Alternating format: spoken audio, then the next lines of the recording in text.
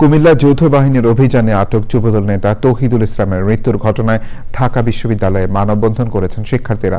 তৌহিদুল ইসলাম বিচার বহির্ভূত হত্যার শিকার হয়েছেন দাবি করে এ ঘটনার দ্রুত বিচার দাবি করেছেন তারা। অন্তর্বর্তী সরকারের সমালোচনা করে মানববন্ধনে শিক্ষার্থীরা বলেন, জনগণ বিচার বহির্ভূত হত্যা বর্তমান অন্তর্বর্তী সরকারের আমলেও অব্যাহত রয়েছে।